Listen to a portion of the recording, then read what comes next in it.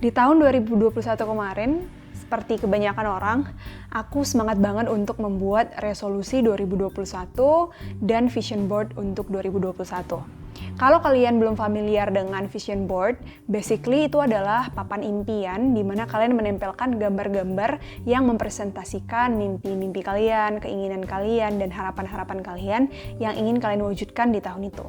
Nah, jadi di vision board aku itu, di salah satu pojoknya ada gambar pakaian-pakaian yang kelihatannya basic, dan tujuan aku pada saat itu menempatkan gambar itu di pojok vision board aku adalah aku pengen menyederhanakan pakaian-pakaian aku. Aku ingin menyederhanakan lemari pakaian aku. Tapi masalahnya pada saat ini adalah sampai 9 bulan kemudian aku belum melakukan hal tersebut. Apa yang aku coba tuju di vision boardku adalah minimalist wardrobe. Minimalist wardrobe bisa berarti hanya mempunyai sejumlah pakaian yang cocok dengan kita dan memberi kita kebahagiaan. Minimalist fashion ini juga identik dengan slow fashion yang tentunya juga dapat memerangi fast fashion. Manfaat dari minimalist wardrobe seperti mengurangi energi kita untuk memilih pakaian apa yang akan kita pakai pada hari ini. Kita juga dapat menciptakan lebih banyak ruang untuk diri kita. Kita bisa menghemat karena tidak terpengaruh dengan tren dan tentunya lebih ramah lingkungan.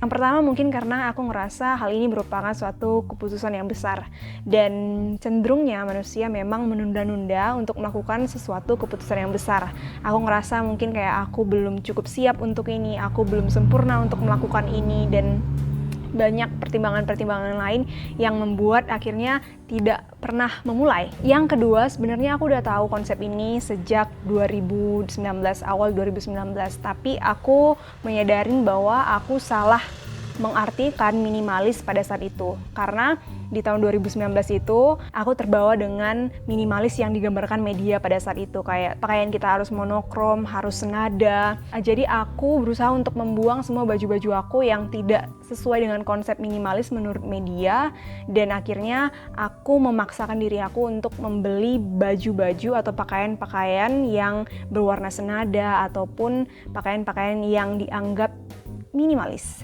Oleh karena hal tersebut, aku takut aku akan terjebak di pola yang sama. Misalnya, dengan aku mendeclutter baju-baju aku dan membuang atau mendonasikannya, aku ngerasa aku punya keharusan untuk membeli baju-baju yang bernuansa minimalis. Padahal seharusnya nggak kayak gitu. Dan yang ketiga, it's hard to letting go.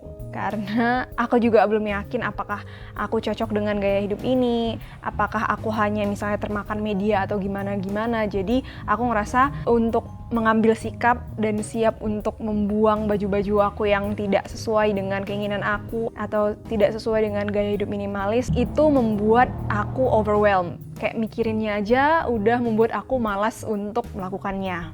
Dan dengan alasan-alasan tadi, aku mikirnya kayaknya wajar sih aku menunda hal ini sampai 9 bulan.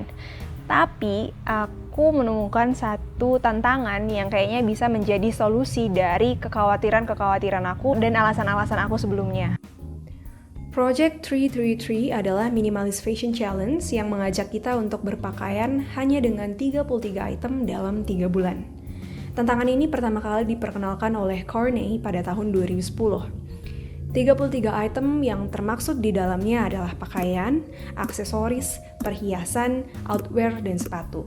Dan yang tidak termaksud di dalamnya adalah cincin pernikahan, pakaian dalam, pakaian tidur, pakaian yang hanya kita pakai di rumah, dan pakaian olahraga. So, ini dia lemari pakaian aku. Cuma bagian ini karena yang atas sama yang lainnya itu punya abang, kalau nggak punya mama. Dan sebagian dress aku dan kebaya aku juga aku simpan sebelah sana. Sebelum bener-bener bongkar lemari dan kumpulin baju-baju aku kira baju aku cuma dikit doang. Kelihatannya nggak banyak ya.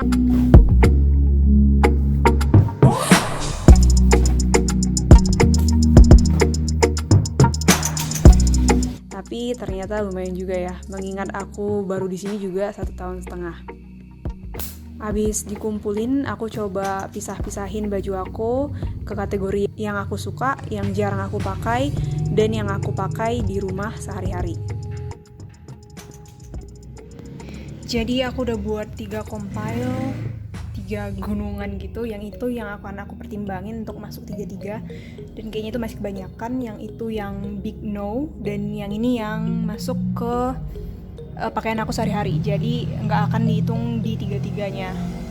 Itu bukan pakaian, jadi not include. Ini baju olahraga, ada juga sebagian yang belum di sini baju olahraganya, jadi nggak masuk di 33. Ini dia 33 item yang aku pilih.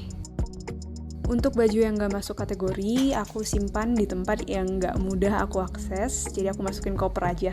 Menurut aku, project ini sangat cocok untuk kita yang sedang ingin mencari tahu lebih jauh tentang gaya hidup minimalis. Karena toh pada akhirnya, kalaupun kita tidak cocok dengan gaya hidup ini, kita bisa balik dengan gaya hidup kita yang lama, dan kita bisa memakai barang-barang kita yang sebelumnya.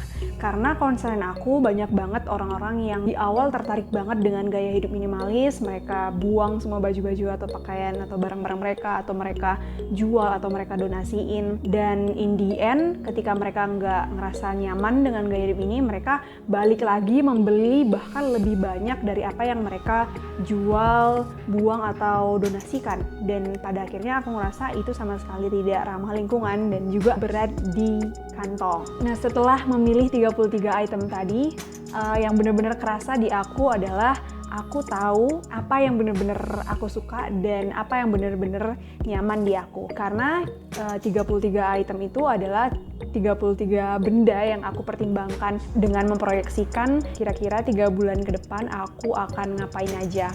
Dan karena memang PJJ juga, jadi kebutuhan akan pakaian itu nggak terlalu penting. So mungkin ini adalah waktu yang paling tepat untuk mencoba project ini. Jujur aku excited banget dengan challenge ini, karena aku sendiri nggak tahu apakah aku bisa stick dengan 33 item yang aku pilih tadi dan tidak berbelanja selama 3 bulan ke depan. Tapi aku akan coba kasih update di pertengahan dan di akhir challenge nanti. So sekian dulu video kali ini. Jangan lupa like, comment, dan share video ini, dan sampai jumpa minggu depan. Ketemu lagi ya.